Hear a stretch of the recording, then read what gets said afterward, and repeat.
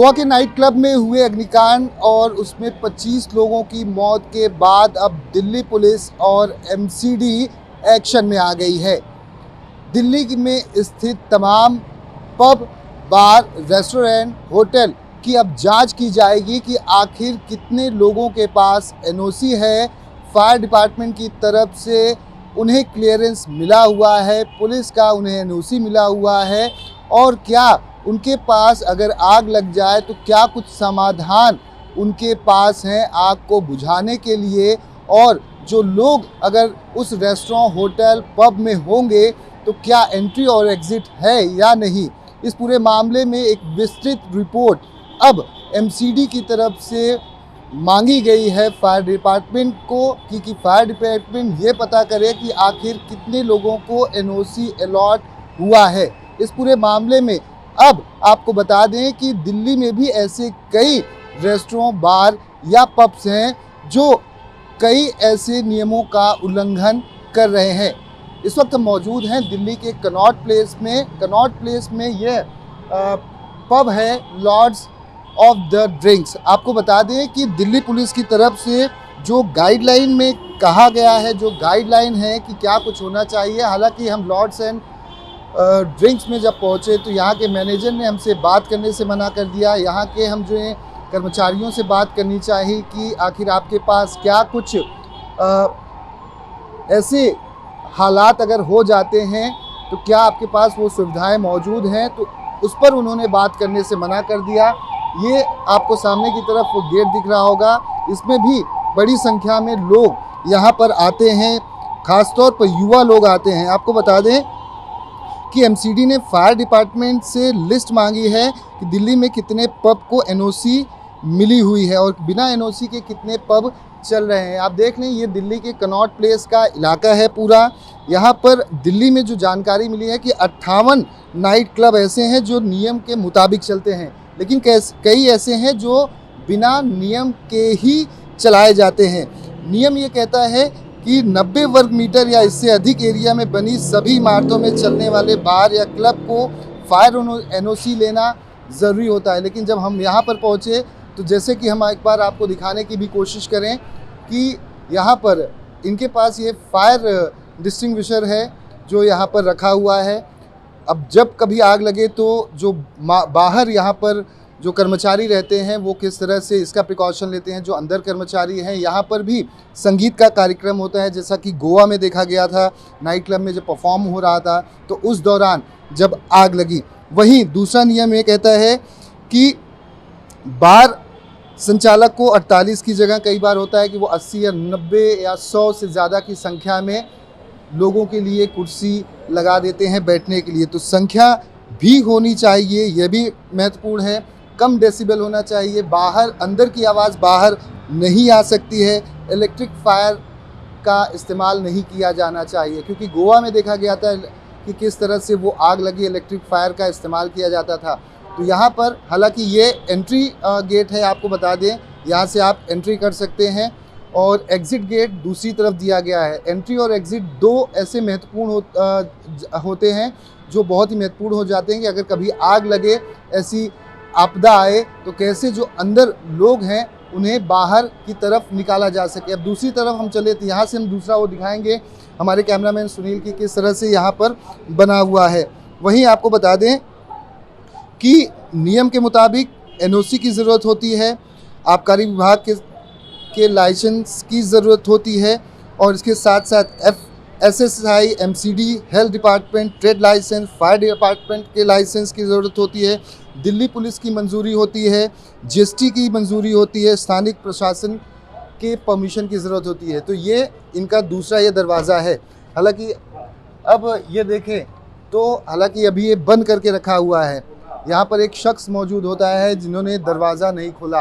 अब आपको बताएं कि ये दो दरवाजे हैं जो कनॉट प्लेस में। कनॉट प्लेस वो पॉश इलाका है जहाँ पर विदेशी पर्यटक हों या देश भर के लोग घूमने के लिए आते हैं। हालांकि इनके मैनेजर ने न्यूज़ 24 से बात करने से या कर्मचारियों से मना कर दिया। यहाँ पे जो कर्मचारी हैं उनसे भी बात करने की कोशिश करेंगे कि आखिर ये क्या कुछ जानते हैं। आप लोग को कोई भी गाइडलाइन या कुछ बताया गया है कि अगर आग लग जाए तो किस तरह से प्रिकॉशन लेना है, फायर डिपार्टमेंट को फ़ोन करना है और क्या क्या सुविधाएं यहाँ पर मौजूद हैं? सर सारे फायर के लगे हुए हैं। बाकी वो आते हैं, ट्रेनिंग दे के जाते हैं। क्या कुछ ट्रेनिंग देते हैं? आपका नाम अरविंद मौर्य है, हाँ जी सर। आप यहाँ पे क्या काम करते हैं? As a server sir. जी, सर्वर। सर्वर। तो यहाँ पर इलेक्ट्रिक फायर का इस्तेमाल किया जाता है जब पब म्यूज़िक में ये गाने बजाए जाते हैं, जब म्यूज़िक शोज़ होते हैं, यहाँ पे म्यूजिक हो जाए, लाइव एकॉस्टिक सिंगल करता है एक बंदा। सिंगर करता है। और क्या कुछ होता है? आग के लिए कितनी प्रिकॉशन बरती जाती है यहाँ पर? ऊपर सारे लगे हुए हैं फायर के सारे अलार्म। परमिशन कितने लोगों को दी गई है? कितने लोगों के लिए है परमिशन? हमारा ये 172 कवर का है। 172, 172 लोग के लिए परमिशन है, लेकिन उससे ज़्यादा लोग आते हैं यहाँ पर क्योंकि अंदर और बाहर हमने देखा हुआ है। बाहर की सीटिंग है ही नहीं, जो है अंदर अंदर ही बैठते हैं, 2 पोर्शन में है, तो उससे ज़्यादा नहीं आते 172 से नहीं, ज़्यादा। और क्या क्या है, क्योंकि आपको तो सारी जानकारी होगी इसकी। बस यही है फायर के लिए, इससे ज़्यादा हम नहीं लेते। हाँ? उससे ज़्यादा हम लेते ही नहीं। फायर डिस्टिंग्विशर कितने रखे हुए हैं आपके यहाँ पे? हर एक कॉर्नर में लगे हुए हैं। हर एक कॉर्नर पर लगे हुए हैं। और कितनी एंट्री और एग्जिट हैं? ये एंट्री है, एग्जिट उधर भी है। डेसिबल कितना रखा जाता है म्यूज़िक का? डेसिबल बोले तो म्यूज़िक जो लाउड होता है उसकी भी Loud परमिशन में हम होती solo है, music play करते उसकी भी एक परमिशन होती है ना? हैं। परमिशन है। लेकिन जब रात को चलता है तो बाहर तो भी आवाज़ आती है नहीं? बाहर नहीं, सोलो म्यूजिक प्ले करते हैं हम, हाई म्यूजिक नहीं। स्लो म्यूजिक प्ले करते हैं। और किस तरह की ट्रेनिंग आप लोग को दी जाती है ये फायर को चलाने के लिए। फायर को चलाने के लिए? ऐसा तो हुआ नहीं, लेकिन ऐसा बता ट्रेनिंग देते हैं आगे। और क्या कुछ लाइसेंस आपके पास हैं? FSSAI का है? सारे लाइसेंस हैं, मैनेजर ऊपर। मैनेजर तो है ही नहीं, वो बात ही नहीं कर रहे हैं। आपको क्या पता है, क्योंकि आप यहाँ पर हैं, आप सारी एंट्री करते हो, कितने लोग आए, हमारे पास सारे एप्लीकेबल। कौन कौन से लाइसेंस होते हैं? लाइसेंस के बारे में सर सारा हमें आइडिया नहीं है। आप यहाँ पर जब कोई कस्टमर आता है, एंट्री होती है, आपने एंट्री की हुई है, कैमरामैन दिखा दें कि 4 लोगों की अभी तक एंट्री की गई है यहाँ पर। हम आपको दिखाएंगे, ये 4 लोगों की एंट्री अरविंद जी ने की है, जो यहाँ पर लोगों को रिसीव करते हैं। यहाँ से आपके बिना परमिशन के जा नहीं सकता है कोई, राइट? और भी होता है जो इससे फॉरनर आते हैं, उनका नंबर नहीं होता, हम उनका अलग जाते हैं। फॉरनर आते हैं, यहाँ पे नंबर भी दिया जाता है। तो ये बताइए कि परमिशन के तौर पर क्या कुछ है आपके पास?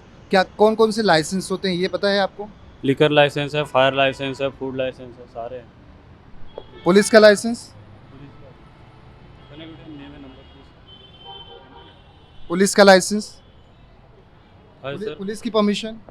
पुलिस परमिशन है सर, बाकी मैनेजर से बात कर लीजिए, हम यहाँ पे ज़्यादा नहीं खड़े होते, लड़की खाना खाने के तो आया। सचिन आपने तो बोला कि होता है। हेल्थ डिपार्टमेंट के लाइसेंस होते हैं क्या? होते हैं, स्टेट डिपार्टमेंट के लाइसेंस होते हैं? सारे लाइसेंस हैं। तो लाइसेंस हैं सारे? हाँ जी सर। तो ये कर्मचारी हैं जो बता रहे हैं कि आप अंदर बात कर लीजिए, हालांकि इनको उतनी जानकारी नहीं। अब सवाल ये है कि जैसे कि यहाँ पर ग्राहक आ रहे हैं तो ये नंबर लिखते हैं। अब सवाल ये उठता है कि जिस शख्स को यहाँ पर लॉट्स ऑफ ड्रिंक्स में रखा जाता है, अगर वो शख्स जैसे कि यहाँ पर रिसीव कर रहे हैं और रिसीव करने के बाद इसी रास्ते से लोग अंदर जाते हैं। अब ये 100 बता रहे हैं कि 172 लोगों के लिए यहाँ पर परमिशन है। अब ये सीढ़ी देख सकते हैं कितनी कंजेशन है। अब अगर आग लगे तो 172 लोग क्या इसमें निकल पाएंगे? पहला सवाल। दूसरा सवाल ये उठता है कि जानकारी क्या पूरी दी जाती है जो यहाँ पर मुख्य तौर पर बैठाए जाते हैं, शख्स को खड़ा किया जाता है जो रिसीव करते हैं, एंट्री करते हैं और इन्हीं की परमिशन से लोग अंदर जाते हैं। तो ऐसे कई सवाल हैं जिसकी जांच दिल्ली पुलिस को, MCD, फायर डिपार्टमेंट को या अन्य जो महकमे हैं इससे संबंधित जो इनको अलग अलग लाइसेंस देते हैं, उन्हें आकर इन चीज़ों की बारीकी से जांच करने की ज़रूरत है। कैमरामैन सुनील के साथ दीपक दुबे, न्यूज़ 24 दिल्ली।